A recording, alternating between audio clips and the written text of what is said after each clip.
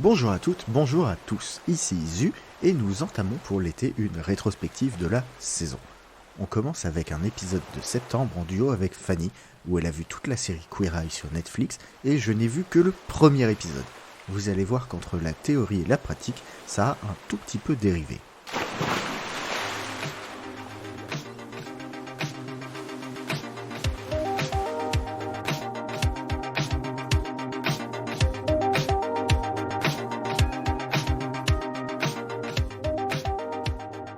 Bonjour à toutes et à tous et bienvenue dans ce nouvel épisode du podcast Watchlist. C'est Fanny aux commandes cette semaine, mais je ne suis pas seule. Je suis en compagnie de Zu. Bonjour Zu. Bonjour Fanny. J'ai vu toute la série dont nous allons parler aujourd'hui et Zu, lui, n'a vu qu'un seul épisode.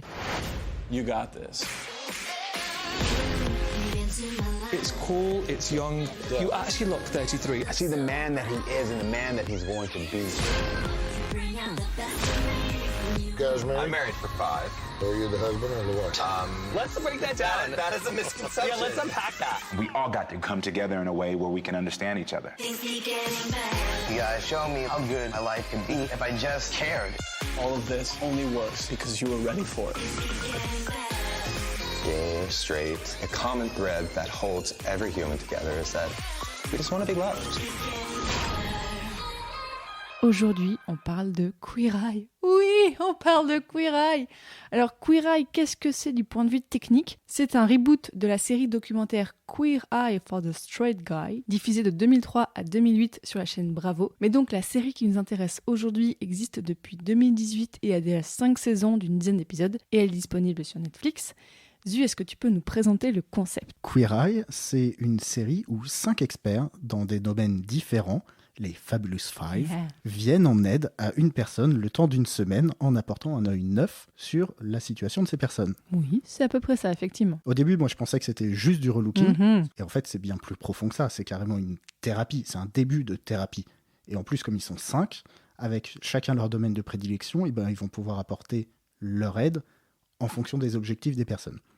Donc, il y a, pour parler des 5 et de leur spécialité, il y a Anthony Porowski, qui s'occupe de tout ce qui est nourriture, tout ce qui est plutôt diète. Il a des origines canadiennes, parfois il parle un peu français. Il y a Tan France, qui lui s'occupe du relooking à proprement parler, des vêtements. Ouais, des vêtements. Il y a Karamo Brown, qui s'occupe de tout ce qui est plutôt culture, lifestyle. Bobby Burke pour tout le design d'intérieur. Qui est bon bref, il est adorable. Toute la décoration, voilà. Ouais. Et Jonathan Van Ness qui s'occupe de soins de peau, de tout ce qui est coiffure, pédicure. Et souvent, d'abord coiffure, et quand c'est pour des hommes, aussi beaucoup la barbe. Et parce qu'il est assez spécialiste de ça aussi, de comment s'occuper de sa barbe. C'est ça. Et moi, j'ai vu que des épisodes avec des hommes, justement. Ah. Donc, à chaque fois, il y a eu Alors, il y en a un qui n'était pas barbu, donc il s'est plutôt occupé des cheveux. Mais à chaque fois, il y a eu du relooking au niveau de la barbe. C'était assez intéressant. Alors, tu as vu quoi comme épisode ? Alors, j'ai vu 3 épisodes. Normalement, c'était que 1, mais j'ai pas réussi à m'arrêter. Ah, ce qui est déjà une bonne nouvelle. Mais oui. Alors, Netflix étant une sorte de grosse couillonnerie, j'ai pas réussi à commencer par l'épisode 1. J'ai cliqué pour mettre l'épisode et il m'a mis le premier épisode de la saison 5. Bon. Oui, mais tu es censé... Enfin, je sais pas, tu gères ce podcast, tu es censé savoir utiliser Netflix. Oui, peut-être c'est moi la couillonnerie dans cette histoire. Mais bon. Donc, j'ai vu le premier épisode de la saison 5 qui s'appelle Preaching Out Loud avec Noah, qui est un pasteur qui veut réussir à sortir de sa coquille et s'émanciper pour mieux développer sa communauté. Après, donc, j'ai pas réussi à m'arrêter. J'ai vu le dernier épisode de la saison 1, alors que je pensais mettre le premier, encore une fois. Donc, ça veut dire à quel point la sortie de ce podcast est un miracle. Donc, il s'appelle Hoes Before Bros. Donc là, c'est avec Jérémy qui bosse dans une caserne de pompiers. Oui. Et qui veut récolter des fonds pour rénover et faire des formations pour ses collègues. Et le dernier épisode, qui est enfin le premier, qui s'appelle You Can't Fix Ugly, avec Tom, qui a divorcé 3 fois, qui a 57 ans, et qui est un peu tombé dans sa routine de je bosse, je rentre chez moi et je m'enfile des margaritas, et malheureusement, c'est pas des pizzas. C'est ça, oui. C'est vrai que le premier épisode, je trouve, résume pas mal de choses. Alors, par quoi on peut commencer pour parler de Queer Eye ? Je pense que ce qu'il faut commencer à dire, c'est qu'effectivement, c'est pas que du relooking. Oui, c'est vraiment ça. C'est que, pareil, on peut penser que c'est un show télé-réalité qui est un peu trop... Alors, c'est mis en scène, clairement. Clairement, il y a de la mise en scène. On est aux États-Unis. Mais ce qui est hyper important, c'est qu'il y a de la bienveillance. Et oui, en fait, tu l'as dit, c'est qu'effectivement, on n'est pas que sur du relooking physique, comme on peut avoir un peu en France avec certaines émissions de « Oh là là, non mais je me sens... » Enfin, où en fait on respecte pas trop les gens qu'on relook, où ça sert un peu à se moquer d'eux, et en fait l'animateur star est avant tout la star. Alors là c'est sûr, c'est que les 5 mecs, c'est des bombes. Ils sont, non mais vraiment, ils sont donc 5 homosexuels, enfin je sais pas si on l'a dit, mais enfin, voilà, c'est Queer Eye. Et d'ailleurs ce que j'ai vu, c'est que dans la série originale, il y avait Carson Kressley, qui est membre notamment parfois des jurys de RuPaul Drag Race, dont vous avez déjà parlé dans ce podcast, et lui sa spécialité c'était l'habillement, donc je me dis il y a une continuité. Mais oui, voilà, dans Queer Eye, ça va vraiment prendre une personne et l'aider à aller mieux dans toute sa vie. C'est vraiment des gens qui parfois sont un peu bloqués par une situation financière ou par une situation familiale ou juste psychologique, pour plein de choses, et donc on va l'aider. Et effectivement, quand on voit la personne au début à la fin, ok, c'est qu'une semaine. Ok, c'est les États-Unis, c'est peut-être un peu surjoué, mais vraiment, on sent qu'il y a eu un changement. Oui, on sent qu'il y a eu un changement, on sent qu'il y a eu un début de travail sur la personne. Et c'est ça qui est intéressant, c'est que les cinq coachs oui. ont vraiment, les Fab Five, ont vraiment des compétences très différentes et vont vraiment les adapter en fonction du besoin de la personne. Oui. Ils vont pas plaquer un moule préconçu sur chacune des personnes. Ce qui est bien, parce qu'en fait, en fonction des épisodes, donc on l'a dit, il y a 5 spécialités. En fonction des épisodes, il y a une personne où il va falloir plus bosser sur un des points. Donc ça va être, par exemple, s'il y en a un qui a une vie chouette, mais dont la maison est pas possible, enfin, qui vit dans un taudis, bah du coup, ça va être celui qui s'occupe de la maison qui va être le plus mis en valeur. Ou si c'est une personne qui est super, mais qui en fait physiquement ne s'est jamais bien mis en valeur, bah ça va être celui sur les vêtements et celui sur les cheveux et tout ça qui va être un peu plus prendre le pas. Mais effectivement, dans les 5, il y en a un qui effectivement se démarque un petit peu, on n'est pas trop habitué dans un épisode de relooking, c'est Karamo. Alors je crois qu'en anglais ça se prononce autrement, c'est pour ça que ça fait bizarre. Karamo. En fait, lui il s'attelle au côté psychologique et relationnel, c'est que voilà, il y a vraiment des conversations avec les personnes qui sont coachées pour essayer de comprendre qu'est-ce qui va pas et comment améliorer, et ça je pense que c'est vraiment déjà l'élément un petit peu différent par rapport aux autres émissions. Oui, et c'est le point qui m'a vraiment surpris quand j'ai vu le premier épisode, c'est que entre chaque exercice, entre chaque phase de la thérapie, on voyait les coachs qui dialoguaient pendant juste 30-40 secondes en disant comment ça s'est passé, qu'est-ce que tu penses d'eux, et qui faisaient le passage de relais pour faire une continuité et s'assurer qu'on arrive à l'objectif à la fin. Et ce que je trouvais intéressant, c'est qu'ils utilisaient leurs compétences, mais parfois de manière connexe. C'est-à-dire que la personne qui refait de la décoration d'intérieur, il l'emmène pour choisir un drapeau pour son église, pour machin, et il en profite pour parler de l'histoire de l'église avec lui, de ce que ça représente pour lui, pour alimenter les autres exercices et avoir de quoi travailler. Pendant qu'il se faisait coiffer, t'avais Jonathan qui lui donnait des conseils pour gérer les réseaux sociaux. Ce que je trouvais hyper intéressant de allier plusieurs domaines et jamais être vraiment dans la personne qui fait la cuisine, il lui avait pas juste donné une recette parce que c'était pas ça dont il avait besoin. Vraiment, on l'a dit un petit peu, les coachs, là, les 5, c'est des stars, hein. Ils ont chacun des millions d'abonnés sur Instagram, mais vraiment, c'est des grosses stars chacun dans leur domaine. Tan, celui qui fait les vêtements, il a sa propre série Netflix. Jonathan, il a été dans un autre truc aussi sur Netflix, juste consacré à lui. C'est vraiment des personnalités qui sont très connues dans leur domaine. Donc de les voir comme ça se mettre au service des gens et mettre parfois leur notoriété au service, c'est très beau de voir ça. Alors c'est ce qui m'a un peu plus gêné, mais c'est un truc assez personnel dans ce genre d'émission.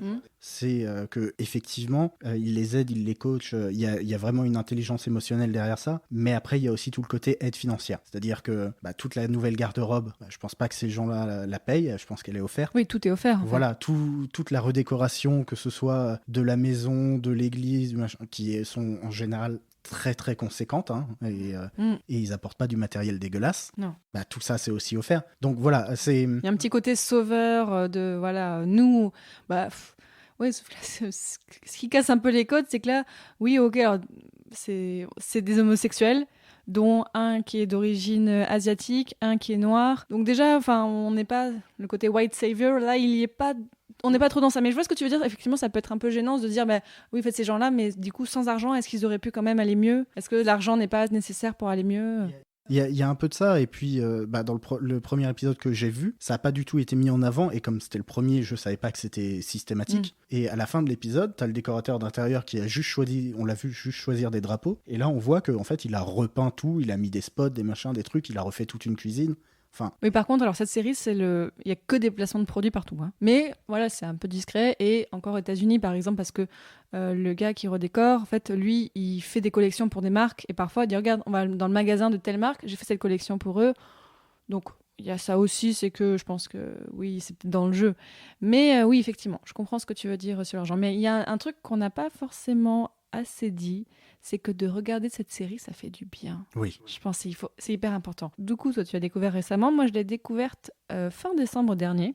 C'était pas loin de Noël. Et j'étais malade. J'étais malade comme un chien. J'ai passé quasiment Noël au lit alors que j'étais avec mes parents. Non, j'étais malade. Et le seul truc qui m'aidait à aller bien, c'était j'avais ma petite tablette et je regardais Queer Eye quasiment toute la journée.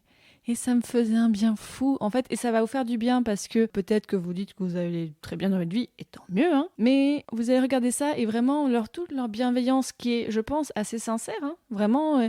Et le fait de voir des gens aller mieux de façon positive, c'est un peu, je dis un peu deux fois la même chose, mais c'est pas grave. Et ben vous allez vous aussi avoir ça en vous. Et alors, je sais pas toi, mais notamment, je sais que ça m'a donné envie. Je me dis, ah bah tiens, dans ma maison, est-ce que je pourrais pas améliorer des choses? Moi, c'est le côté qui m'a touchée. Je me suis dit, tiens, effectivement, c'est pas très compliqué d'améliorer un petit peu son appartement. Je me dis, tiens, en fait, cette vieille lampe, ça fait un moment que je l'ai, j'ai envie de la changer. Voilà, je me suis posé un peu des questions comme ça en me disant, qu'est-ce que je peux me faire pour aller mieux? C'est de la transformation positive et c'est pas deux fois la même chose. Hein.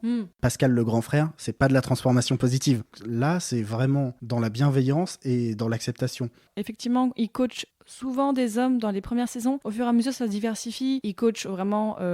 Alors, ils étaient dans plusieurs villes aux États-Unis, mais un truc que j'aime bien, c'est que souvent, dans certains coins, par exemple la saison 5, et que à Philadelphie.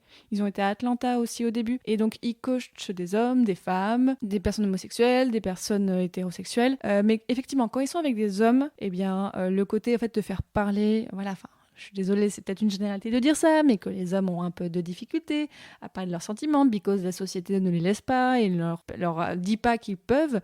Donc, eux apportent ça aussi, une autre vision de la masculinité. C'est que donc Jonathan qui s'occupe des cheveux. Alors lui, Jonathan, je ne sais plus comment il se définit. Je ne sais plus si... il est transgenre. Non, mais il n'est pas transgenre, mais je crois qu'il est non-binaire. C'est que lui, en fait, il joue avec les codes du genre. C'est qu'au fur et à mesure, tu vas voir, c'est que ça se développe. C'est que déjà, il a les cheveux souvent très longs. Il a des cheveux merveilleux. Il a des cheveux merveilleux, mais voilà, il a un petit côté de Jésus, mais parfois, il se fait pousser par un moment une moustache. Mais c'est qu'il y a des fois, tu sais, donc... les séquences sont rythmées par des petites scènes où on les voit juste sur un fond blanc en train de bouger. Parfois, il a des robes, en fait. Des robes, des talons... Ça lui va si bien. Ça lui va très très bien. Et donc, je trouve ça cool aussi de mettre en avant une autre forme de masculinité et de dire en fait qu'il y a plein de formes de masculinité possibles et donc d'apporter ça aussi aux gens. Alors, ils veulent pas les convertir, hein, c'est pas l'objectif, mais c'est juste de leur dire tu peux aussi te libérer des carcans de la société et voilà, tu peux aussi expérimenter des choses. Et ça, je trouve ça tellement... Ça fait du bien de voir des programmes comme ça en fait. C'est vrai. C'est vraiment une série, comme tu disais, qui va donner... Moi, ça m'a donné un coup de boost hier soir. Quand je l'ai regardé, ça m'a vraiment donné beaucoup d'énergie, beaucoup de positivité. De la manière un peu différente de The Short Game dont je parlais la semaine dernière, où là, on est plus dans le travail et le dépassement de soi. Là, on est plus dans la réanalyse et le questionnement. Et voilà, effectivement, toi, tu parlais de décoration. Moi, je me suis dit, est-ce qu'il ne faudrait pas que je retouche un peu ma garde-robe ? Oh oui, non, ça, clairement. Alors, quand ils font avec des femmes, là, je me dis, il faudrait tellement que je m'habille comme ça, moi aussi. Mais pourquoi je ne m'habille pas comme ça ? Ça serait vachement bien. Puis après, je fais, j'ai la flemme de changer ma garde-robe. Mais ouais, je vois ce que tu veux dire. Ça donne envie, en fait, de tenter des choses et de se dire, c'est pas très compliqué de se dépasser en ayant les... Bon, voilà, quand on a des coachs comme ça, stars, c'est cool, c'est sûr. Donc, mes questions pour toi, c'est... moi, j'ai vu que quelques épisodes. Oui. Est-ce qu'au fur et à mesure des saisons et en fonction des villes, il y a vraiment des différences ou est-ce qu'on peut regarder... Ça se picore. Alors, il y a parfois des tout petits... Non, il n'y a quasiment pas de fil rouge. Bon, juste parfois, ils ont un chien.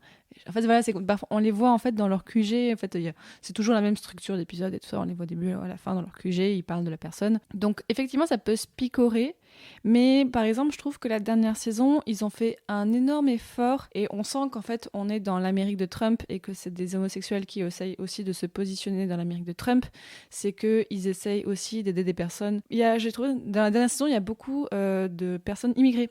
Des étrangers qui sont première ou deuxième génération et qui parlent de ça et qui parlent aussi du fait d'être noir aux États-Unis, du fait d'être homosexuel aux États-Unis. Donc on sent dans la dernière saison que, mais c'est pas gênant, hein, c'est pas du tout le sujet principal, mais on y fait un petit peu plus allusion que saison précédente. Donc on sent l'engagement politique aussi de ça, donc c'est plutôt positif. Mais en fait, vous pouvez les picorer, mais regardez dans l'ordre, enfin, sauf si vous n'êtes pas doué sur Netflix, n'est-ce pas eu.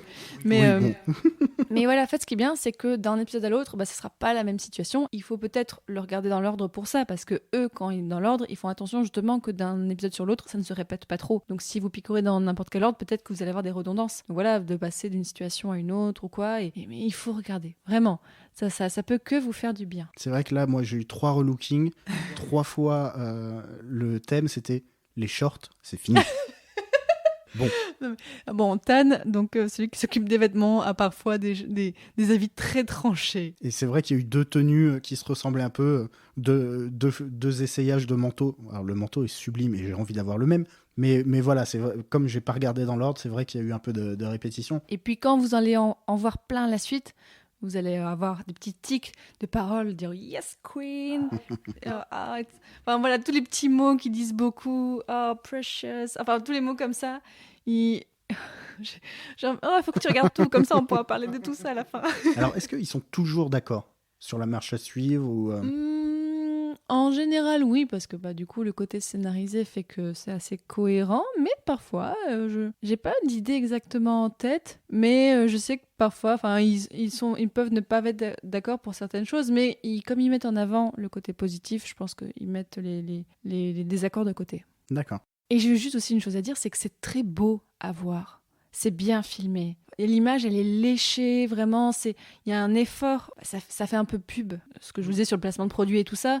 Donc c'est beau à voir. C'est vraiment aussi agréable pour ça. Le rythme est sympa, les bonnes musiques. Donc vous allez passer aussi un bon moment pour ça. Les scènes de danse sur fond blanc, en noir et blanc, certaines.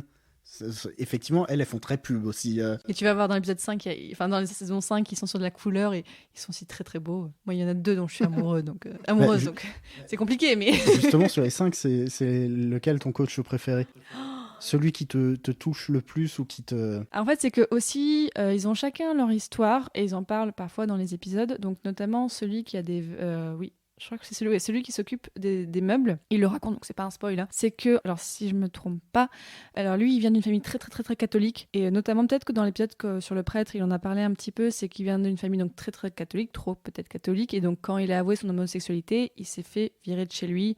Donc il a vécu à la rue ou dans sa voiture pendant plusieurs années. Et il a fini par se reconstruire et tout ça. Donc lui, il a cette histoire qui est un peu plus lourde que les autres. Et je me rappelle d'un épisode avec une fille qui était un peu en précarité et on sentait que ça le touchait. Et du coup, en plus, il a une petite tête de blonde tout mignon. Celui qui cuisine est très émouvant parce qu'on n'a pas beaucoup parlé de lui, mais du coup, Anthony, celui qui parle français parfois, il a un côté très émouvant par rapport à la bouffe. Et alors, finalement, c'est peut-être lui aussi qui peut nous toucher le plus facilement parce qu'il parle de nourriture et c'est très très simple. Et c'est très français. On a envie de tout cuisiner ce qu'il fait et c'est pas compliqué. Vraiment, des fois, je pense que je devrais regarder des épisodes encore et prendre note parce que il prend des légumes, tac, tac, tac, tac. C'est hyper simple parce qu'il leur apprend en fait à chaque fois à faire une petite recette de cuisine. C'est pas compliqué, vraiment. Ouais, enfin, le hot dog fourré aux chips, ça m'a pas envoyé du rêve. Mais parce que là, ça fait un sens. Mais parfois, voilà, justement, il leur apprend parce que parfois, c'est des gens qui mangent pas assez de légumes ou qui veulent faire découvrir les légumes à leurs enfants. Et moi, j'ai trop envie de manger à chaque fois quand je regarde ça. Donc, ouais, Anthony, il y a ça. Et puis, bon, Jonathan, il est fabuleux. Donc, lui, c'est... À un moment, il y a tout un épisode sur une fille qui fait du patin à glace. Et lui, il est fou de patin à glace. Donc c'est très très drôle à regarder. Et je crois qu'au début de la saison 4, ils vont chez l'ancienne prof de collège de Jonathan. Donc il y a un gros engagement émotionnel et tout ça. Moi j'ai déjà pleuré en regardant cette série. Oui, je pense que doit y avoir des moments bien émouvants. Et même quand on voit des gens juste aller mieux et qui eux commencent à pleurer, je crois que je t'ai déjà envoyé des messages en disant ça y est, je regarde Queer Eye, j'ai un peu pleuré. Donc, mais finalement ça fait du bien. C'est pas des pleurs de tristesse, c'est genre des pleurs de c'est si bien. Oui, c'est des vagues d'énergie positive. C'est exactement ça. Et ils ont fait des petits épisodes. Il y a une mini-série au Japon. Elle est super chouette. Alors parce que du coup, c'est bon, j'en parle pas trop. Allez voir parce que du coup, c'est dans des codes totalement différents. C'est que ils traitent des personnes japonaises au Japon, donc souvent à Tokyo. Donc là, forcément, c'est pas du tout les mêmes codes. Par exemple, celui sur l'ameublement, forcément, c'est pas les maisons américaines gigantesques où il peut faire ce qu'il veut. Là, c'est des tout petits appartements. Donc, ils doivent un peu faire différemment. Et bien sûr, ils peuvent pas amener leur code américain. Non, ils doivent du coup un peu plus. Ils ont une japonaise avec eux qui fait aussi les coachings, qui est une star au Japon ou quoi. C'est pas Marie Kondo en ce moment. Non, c'est pas Marie Kondo. Je sais pas qui c'est. Voilà. Ça aurait été le crossover Netflix ultime. Ça aurait été peut-être un peu too much. Non. Elle est cool et dans la bienveillance aussi, beaucoup dans le style, donc ça c'est sympa. Et j'ai vu qu'il y avait un épisode spécial Australie, mais je crois qu'il n'est pas disponible en France. Je suis très triste parce que j'ai trop envie de voir ça maintenant. On espère que Netflix nous écoute et qu'ils le mettront en ligne bientôt. Je veux voir en Australie. Bon, je pense qu'on peut finir là sur Queer Eye. Donc, vous avez compris, on a bien aimé, Zu et moi. Donc, on vous conseille d'aller voir. Et si vous regardez, n'hésitez pas à nous dire sur les réseaux sociaux de Watchlist quel est votre coach préféré. Vous pouvez nous retrouver donc sur la plupart des réseaux sociaux, c'est watchlist_pod. Et vous le savez parce que bien sûr, vous écoutez tous les lundis Watchlist. Ce podcast fait partie du label Podcut, comme 22 autres podcasts. Si vous voulez soutenir le label, rendez-vous sur notre site podcut.studio ou alors directement sur le Patreon, patreon.com/podcut. Dans le prochain épisode de Watchlist, on va inverser les rôles, Zu et moi, parce qu'on va parler de la série Lucifer que Zu a vu en entier et moi je n'ai vu que un épisode. Donc d'ici là, prenez soin de vous, prenez soin des autres et à la semaine prochaine. Bye bye.